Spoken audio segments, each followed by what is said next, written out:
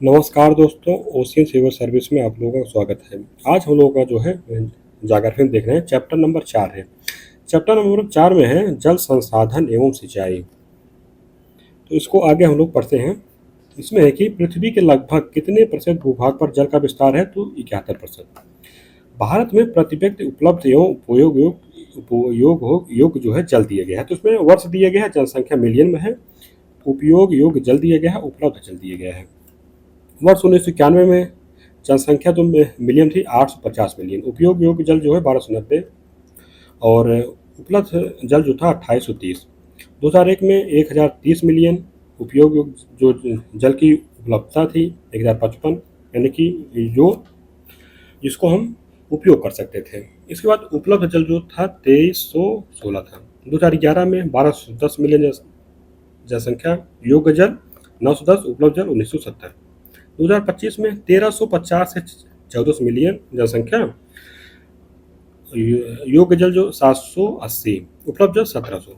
2005 जो है 2050 में जो है अनुमानित की गई है जनसंख्या कितना 1650 मिलियन, उपयोग योग्य जो जल है 680, उपलब्ध जल 1445। धरातलीय जल के 4 प्रमुख स्रोत हैं कौन? नदियां, झीलें, तलैया और तालाब। भारत का लगभग 50% से ज्यादा सिंचित क्षेत्र किन राज्यों के अंतर्गत आता है? उत्तर प्रदेश, पंजाब और तमिलनाडु के अंतर्गत। कौन सी पद्धतियां कृषि में जल संरक्षण में सहायता कर सकती हैं? तो भूमि की कम या शून्य जुताई या फसल अवशेष को खेत में नहीं ही रहने देना। हरियाली योजना किससे संबंधित है? जल प्रबंधन से। हरियाली योजना कब प्रारंभ की गई? 2003 में की गई थी। जल गुणवत्ता मूल्यांकन प्राधिकरण का गठन किस वर्ष किया गया? 2001 में। एकीकृत जल संभर विकास कार्यक्रम को कार्यान्वित करने के क्या लाभ हैं? तो मृदा के बह जाने की रोकथाम, वर्षा जल संग्रह तथा भौम जल स्तर का पुनर्भरण और प्राकृतिक वनस्पतियों का पुनर्जनन। भारत में नदी प्रणाली का औसत प्रवाह कितना अनुमानित है? 1869 बिलियन क्यूबिक मीटर। वार्षिक वायु जल में कौन सी नदी बेसिन सर्वोपरि है? तो ब्रह्मपुत्र बेसिन। उपयोग योग्य जल तथा भंडारण की दृष्टि से कौन सी नदी बेसिन प्रथम स्थान पर है? गंगा नदी बेसिन। भारत में सतही जल प्रवाह कितना है? 690 अरब घन मीटर। भारत में उपयोग योग्य जल संसाधन कितना है? तो 1137 बिलियन क्यूबिक मीटर। किस वर्ष को केंद्र सरकार ने जल संरक्षण वर्ष के रूप में मनाया था? वर्ष 2013। समस्त प्रयुक्त जल का अधिकतम कितना प्रतिशत व्यय कृषि क्षेत्र में होता है? तो 78%। केंद्रीय भूमि जल बोर्ड के अनुमान में भारत में जल का वार्षिक दोहन योग्य विभव कितना है? तो 42.33 मिलियन हेक्टेयर मीटर। भारत में राष्ट्रीय जल संसाधन परिषद का अध्यक्ष कौन है? प्रधानमंत्री। भारत और पाकिस्तान के बीच सिंधु जल संधि कब हुई थी? 1960 में हुई थी। अंतर्राज्यीय नदी जल विवाद अधिनियम कब पारित किया गया था? 1956 में। भूजल न्यूज नामक त्रैमासिक पत्रिका किस संस्था द्वारा प्रकाशित की जाती है? तो केंद्रीय भूजल बोर्ड के द्वारा। यूनेस्को की रिपोर्ट के अनुसार पृथ्वी पर पाए जाने वाले कुल जल का कितना प्रतिशत भाग मानव प्रयोग हो तो मृदु जल के रूप में उपलब्ध है? तो 0.6%। भारत 2020 के अनुसार भारत की कुल वार्षिक परिपूर्णी भूजल मात्रा कितनी है? तो 447 बिलियन क्यूबिक मीटर। भूमिगत जल उपयोग का उच्चतम प्रतिशत किस राज्य में पाया जाता है? पंजाब में। अब दिए गए आगे भूमिगत जल मतलब क्या होता है? तो वह पानी जो चट्टानों और मिट्टी के माध्यम से रिसकर धरातल की निचली सतहों में भंडारित होता रहता है, भूमिगत जल कहलाता है। विश्व में होने वाली जलापूर्ति का लगभग कितना प्रतिशत भाग भूमिगत जल से प्राप्त किया जाता है? 95%। मृदु जल का लगभग कितना प्रतिशत भाग भूमिगत जल के रूप में पृथ्वी की निचली परतों में उपलब्ध है? तो 97.74%। इसके बाद एक भारत के प्रमुख भूमिगत जल प्रदेश दिए गए हैं। तो एक तरफ भूमिगत जल प्रदेश दिए गए हैं, उसके बाद संबंधित क्षेत्र दिए गए हैं। तो इसमें एक प्री कैम्ब्रियन रवेदार शैलों का प्रदेश जो है, इसके संबंधित क्षेत्र जो है तमिलनाडु, तेलंगाना, आंध्र प्रदेश, छत्तीसगढ़ के दंडकारण्य क्षेत्र, राजस्थान, बुंदेलखंड के क्षेत्र, ये सब पुराने क्षेत्र हैं। इसके बाद है प्री कैम्ब्रियन अवसादी बेसिन, इसमें कुड़प्पा तथा विंध्यन बेसिनों पर विस्तृत है। ये गोंडवाना अवसादी बेसिन जो है ये इसमें बराकर, स्वर्णरेखा, दामोदर तथा गोदावरी नदी बेसिन जो है सम्मिलित है। उसके बाद है दक्कन ट्रैप प्रदेश, इसमें महाराष्ट्र, कर्नाटक में है। इसके बाद है सेनोजोइक अवसादी बेसिन जो है तटवर्ती आंध्र प्रदेश, तमिलनाडु, केरल तथा गुजरात में है। इसके बाद सेनोजोइक भ्रंश बेसिन, इसके अंतर्गत जो है नर्मदा, ताप्ती तथा पूर्णा के भ्रंश बेसिन में पाई जाती है। इसके बाद है गंगा ब्रह्मपुत्र बेसिन, इसमें उत्तर प्रदेश, बिहार, असम तथा पश्चिम बंगाल है। इसके बाद जो है हिमालय क्षेत्र है। इसके अंतर्गत जो है ये उत्तराखंड आता है, हिमाचल प्रदेश है, जम्मू कश्मीर है। भारत में उपलब्ध कुल जल का लगभग कितना प्रतिशत भाग दूषित हो चुका है? तो 70%। कितने क्षेत्रों को अत्यधिक भूजल दोहन हेतु केंद्रीय भूजल प्राधिकरण ने संकटापन्न क्षेत्र घोषित किया? तो 20, यानी कि 20 क्षेत्र को। इसके बाद है सिंचाई। सिंचाई में भारत में आधुनिक सिंचाई प्रणाली के जनक की उपमा किसे प्रदान की गई है? तो मोक्षगुंडम विश्वरैया को। इसके बाद है भारत में सिंचाई योजना। तो क्रम संख्या दिए यानी योजना दिए गया, कृषि योग्य क्षेत्र दिए गया है। योजना में जो है बृहद सिंचाई योजना, इसके अंतर्गत है कि 10,000 या उससे अधिक हेक्टेयर का कृषि योग्य क्षेत्र। इसके बाद है मध्यम सिंचाई योजना। इसके अंतर्गत जो है 2,000 हेक्टेयर से 10,000 हेक्टेयर के बीच। इसके बाद है लघु सिंचाई योजना। इसके अंतर्गत है 2,000 हेक्टेयर या उससे कम। आर्थिक समीक्षा 2014-15 के अनुसार 31 मार्च 2013 तक कितनी भूमि पर सिंचाई क्षमता का विकास किया गया था? तो 1,082 लाख हेक्टेयर भूमि पर। भारत का सर्वाधिक सिंचित क्षेत्रफल वाले राज्य कौन कौन से हैं? तो उत्तर प्रदेश है, राजस्थान है, पंजाब और आंध्र प्रदेश है। भारत में सर्वाधिक सिंचाई विस्तार प्रतिशत वाला राज्य कौन सा है? तो पंजाब है। लघु सिंचाई योजना की शुरुआत कब हुई थी? 2006 में। लघु सिंचाई योजना को वर्ष 2010 में किस रूप में परिवर्तित कर दिया गया? तो राष्ट्रीय लघु सिंचाई मिशन में। सिंचाई की किस विधि से सर्वाधिक पानी की बचत होती है? तो टपक सिंचाई विधि से।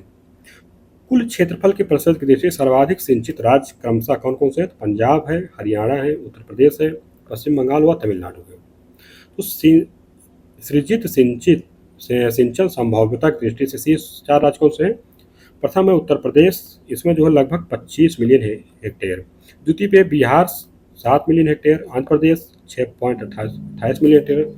चतुर्थ पे है पंजाब 5.57 मिलियन हेक्टेयर। इसके बाद है कुल क्षेत्रफल के प्रतिशत की दृष्टि सर्वाधिक सिंचित राज्य क्रमशः कौन कौन से हैं? पंजाब है, हरियाणा है, उत्तर प्रदेश, पश्चिम बंगाल और तमिलनाडु है।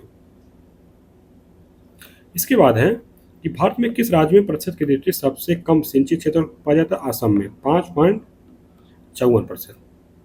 क्षेत्रफल की दृष्टि से सर्वाधिक असिंचित क्षेत्रफल क्रमशः किन राज्यों में पाया जाता है? महाराष्ट्र, राजस्थान, मध्य प्रदेश, कर्नाटक एवं मध्य प्रदेश। भारत के किस राज्य में सिंचाई के अंतर्गत कुल कृषि क्षेत्र 2011 का प्रतिशत सर्वाधिक है? हरियाणा के। यहाँ पर जो है 84.44% जो है क्षेत्र लगभग जो है सिंचित है। वर्ष 2014-15 के आंकड़ों के अनुसार भारत के कुल सिंचित क्षेत्र का कितना प्रतिशत भाग नलकूपों द्वारा सिंचा जाता है? तो 46.21% भाग। भारत के कुल सिंचित क्षेत्र का कितना प्रतिशत भाग जो नहरों द्वारा सिंचा जाता है? तो 23.66%। भारत में तालाबों द्वारा कितने प्रतिशत भाग को सिंचा जाता है? तो 16.60%। कृषि संगणना 2010-11 के अनुसार कुओं द्वारा कुल कितने प्रतिशत क्षेत्र पर सिंचाई की जाती है? तो 18.46%। क्षेत्रफल की दृष्टि से नहरों द्वारा शीर्ष 5 सिंचित राज्य कौन से हैं? प्रथम पे उत्तर प्रदेश है, इसमें है 24 लगभग जो है 24 लाख हेक्टेयर। इसके बाद राजस्थान है 19 lakh hectare, Madhya Pradesh 16 lakh hectare, Andhra Pradesh 14 lakh hectare, Karnataka जो है 11 लाख हेक्टेयर। इसके बाद है भारत में नलकूप एवं कूप से सिंचित अधिकतम क्षेत्र वाला राज्य कौन सा है? उत्तर प्रदेश है। क्षेत्रफल की दृष्टि से नलकूपों द्वारा सींचे जाने वाले शीर्ष 5 राज्य कौन से हैं? पहले स्थान पर उत्तर प्रदेश है, यहाँ पर जो है लगभग 101 lakh hectare. Rajasthan 35 lakh hectare, Madhya Pradesh 32 lakh hectare, Punjab जो है 29 लाख हेक्टेयर, महाराष्ट्र 21.64 लाख हेक्टेयर। क्षेत्रफल की दृष्टि से वाटर टैंक द्वारा सिंचित शीर्ष 3 राज्य कौन कौन से? जैसे प्रथम तमिलनाडु, आंध्र प्रदेश, मध्य प्रदेश। 2014-15 के आंकड़ों के अनुसार भारत में शीर्ष 5 सर्वाधिक सिंचित क्षेत्रफल वाले राज्य कौन से हैं? उत्तर प्रदेश है। यहाँ पर जो है एक लगभग 143 लाख हेक्टेयर जो है सिंचित क्षेत्रफल है। इसके बाद Madhya Pradesh 95 lakh hectare, Rajasthan 78 lakh hectare, Gujarat 42 lakh hectare, Punjab जो है 41 लाख हेक्टेयर। इसके बाद एक प्रायद्वीपीय भारत में सिंचाई का प्रमुख साधन क्या है? तालाब है। क्षेत्रफल की दृष्टि से कुओं द्वारा सर्वाधिक सिंचाई कहाँ होती है? मध्य प्रदेश में। क्षेत्रफल की दृष्टि से शीर्ष 5 कूप सिंचित राज्य कौन कौन से हैं? जैसे मध्य प्रदेश है, गुजरात है, राजस्थान है, उत्तर प्रदेश है, तमिलनाडु है। दक्षिण भारत में सिंचाई व्यवस्था का अग्रदूत किसे माना जाता है? तो सर आर्थर कॉटन को माना जाता है। भारत की सिंचाई क्षमता का सर्वाधिक भाग पूरा होता है लघु परियोजनाओं से पूरा होता है। भारत में माला नहर तंत्र को किसने प्रस्तावित किया था? दिनसा जे दस्तूर ने। फरक्का नहर की जल वहन क्षमता कितनी है? तो 40,000 क्यूसेक है। इसके बाद एक सारण सिंचाई नहर है, किस नदी से निकलती है? तो गंडक नदी से। हरिके बराज इंदिरा गांधी नहर का प्रमुख जल स्रोत जो है किन नदियों के संगम पर अवस्थित है? ब्यास एवं सतलज नदियों के। इंदिरा गांधी नहर का निर्माण कार्य किस वर्ष से प्रारंभ हुआ? तो वर्ष 1958 से। विश्व की सबसे पुरानी व विकसित नहर व्यवस्था भारत में कौन सी है? तो गंगा नहर है। गंगा नहर का निर्माण किसने करवाया था? तो गंगा सिंह ने 1927 में। तो ये जो है गंगा नहर नहीं है, ये है गंगा नहर।